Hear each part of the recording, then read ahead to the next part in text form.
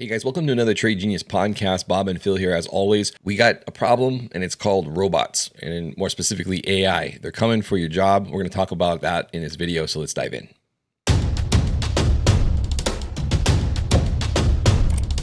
Trade Genius.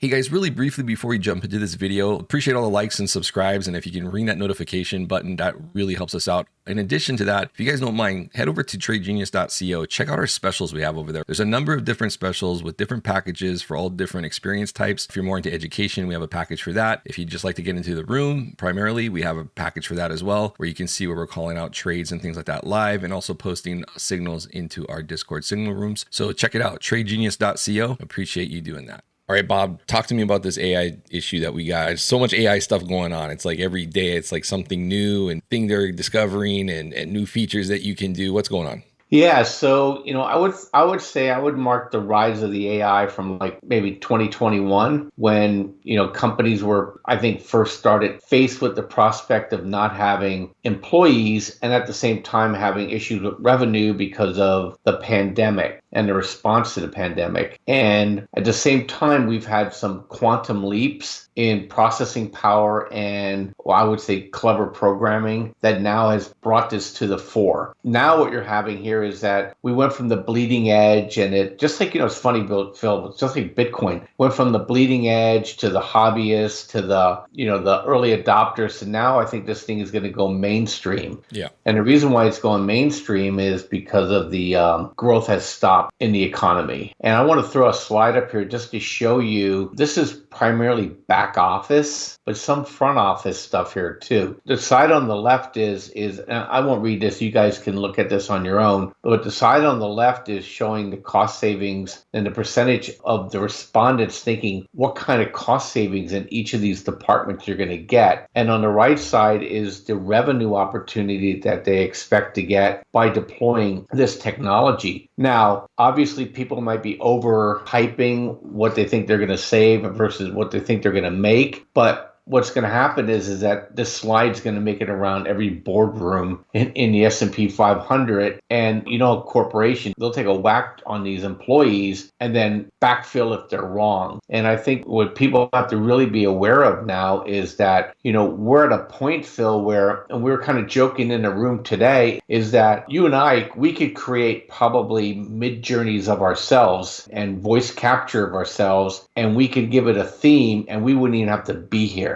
Right. Okay. Mm-hmm. Now, multiply that across every corporation there is. Now, it makes no sense for Phil and I to do that because the cost of doing it would far outweigh any kind of perceived monetary value for us. But when you have big corporations, it's going to really mean a lot, Phil. And before I get to the next slide, I'll throw it back to you because I know we've been actually playing around and using some of this stuff on the small end for ourselves to run our business more efficiently. And I have some thoughts on that, but I want to give it back to you for a minute here to kind of get your thoughts on this whole process, what's coming down the line. I will chime in as far as like what our experiences have been. Like you said, we've messed around with it. You messed around on the marketing side with like copyright and things like that. And I think that immediately right out of the gate, you can save a ton of time having Chat GPT or any of these other variants write copyright for you for whatever marketing materials or whatever it is. Give it the gist of what you want and it comes back. And if nothing else, you have a chunk of a foundation that you can modify from there.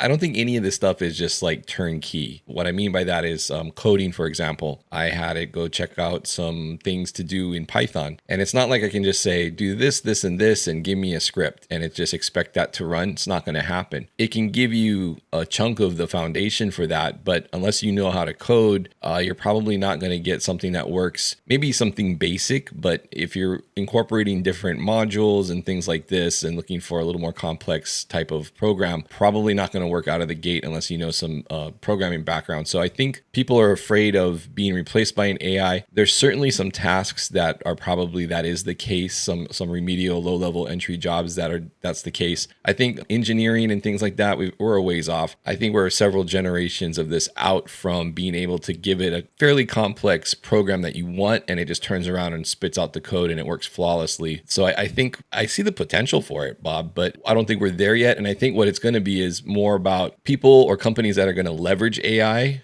with human babysitting versus those that don't, and those that don't are going to get left behind. Yeah, and look, and I worked in corporate America, very large companies, and I think what you're going to find here is, and we're going to use it on our end as well, you're going to find it as kind of a lubricant. Like, corporations tend to have a lot of friction, workflow and getting information to one place to the other. And, there's tools out there called workflow tools now that I think we're going to look at too, is that one of the things that as a small company is we can overwhelm our small team, and so you can now create these workflow tools. Basically, it's kind of like whack-a-mole, and companies can start whack-a-moling out their dissatisfiers and applying these tools to actually more efficiently and effectively solve problems. And what they're going to find is all the layering they have to do to cover overflow and to cover basically deficiencies in programming and product lines. They're not going to need those people, and those are going to be the first people that are going to get wiped off Europe. And on sales, look, sales are the most expensive people we have out there, and you're going to find that they're going to do everything they possibly can to drive you to a non-touch kind of a sale. Even in corporate America, you may need to have good face-to-face people to do things to get the sale in, but once you lock that customer in, AI, robots,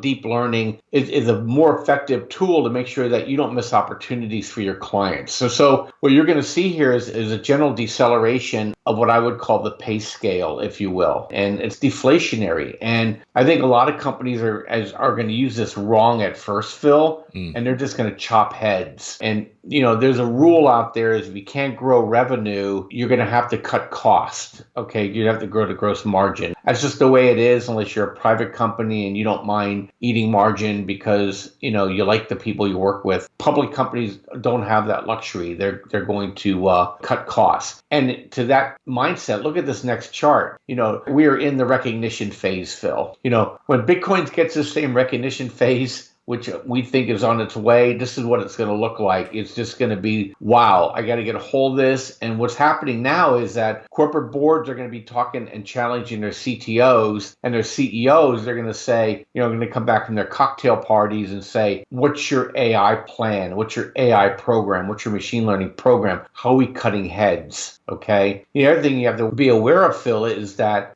people are problems in corporate America, right? People don't do what they're supposed to do. They don't want to come to work. They're always asking for money, and if you can streamline that with automation, companies are going to opt for that all day long. What they'll do is they'll roll it offshore, then automate it. And, for as bad as I think it could be in America, I don't know if I'd want to be in India, China, Philippines, and those places that been offshore centers, because a lot of this stuff is going to be basically automated away. In 5 years, you're not going to be able to tell you're talking to a customer service agent that's not sentient, okay? It's going to be able to go tay-to-tay with you and help you solve problems. So this is a big deal, and I think it's very, very deflationary, Phil. Yeah, I think like the previous chart, I think what that tells us is the efficiency in corporate America is going to go up, on net. I think things like Fiverr, where you can farm out, smaller tasks for $5. I think anybody who's making a living on Fiverr needs to reassess what they're doing in their career, because I think what the AI is going to cut out those guys. But what you can do, though,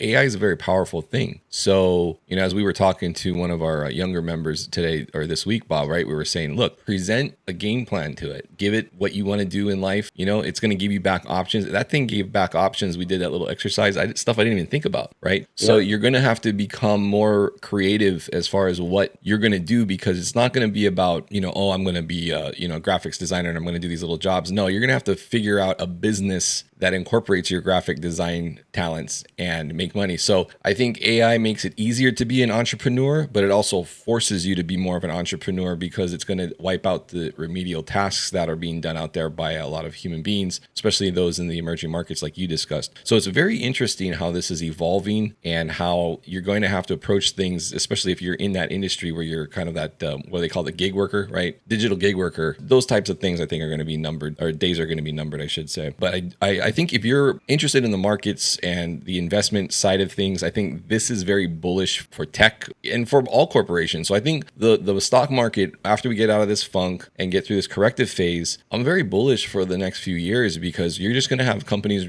that are going to be running more and more efficiently. And really at the end of the day, I mean, you could say, yeah, this is going to replace jobs, but look, the sky's the limit with ChatGPT. Use it to your advantage. Use it to figure out a way to make a job that you can work from home, and you'll probably make more money transitioning to that mindset than you were doing these little jobs that are no longer going to be able to be done by you because AI is going to take over. So look at the positives on it. Yeah, there's going to be an adjustment phase for people if they're in that situation, but I think it opens the doors, and I think there's a greater upside on net with the advent of AI coming online. Yeah, I mean, look, I mean, this is, I'm always embracing, technology. I love it. And I think, you can gloom and doom this thing until you bury yourself in a cave. But me personally, if I was 25 years old and just starting out, and we should tell people this, we literally went into ChatGPT and we gave a profile of ourselves. I'm talking generically, I'm not going to put the person out there. We put a profile out saying,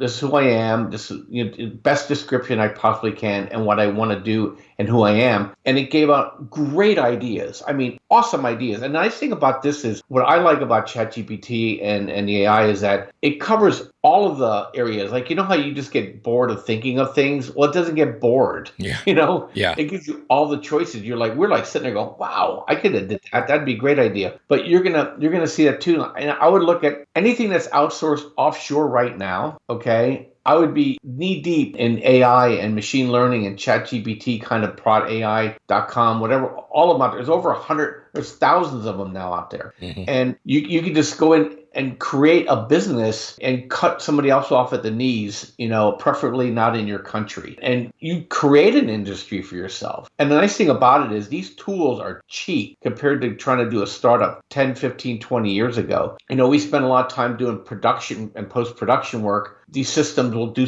you get a raw file, it'll print out a YouTube ready thing for you. I mean, so all the things that you can't do, okay, you got a buddy to help you do these things. And like I said, for marketing, something I would spend 4 or 5 hours on, this thing spit out to me, just like anything else, it's not road ready, but it's like 85%. I just went in and fixed things that it got wrong or was illegal or wasn't accurate. And which, that's fine with me. I'd rather spend 45 minutes editing something than trying to think through from scratch, these different things. And if you have a business now, you can grow your business without growing people. I think it's huge. And from a stock trading standpoint, because, that's kind of ultimately what we do here, is a lot of chip companies stuff are already overhyped. So we got to let those things pull back in. And then I think we're going to see, just like Internet 2.0, Web 2.0, I think we're going to see AI 2.0, and that's where the real money is going to be made, and people will be ready for it. So fun topic. We're going to be talking more and more about this stuff as things go along. Yep.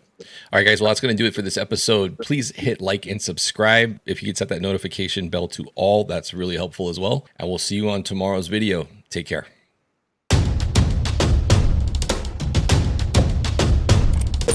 Trade Genius.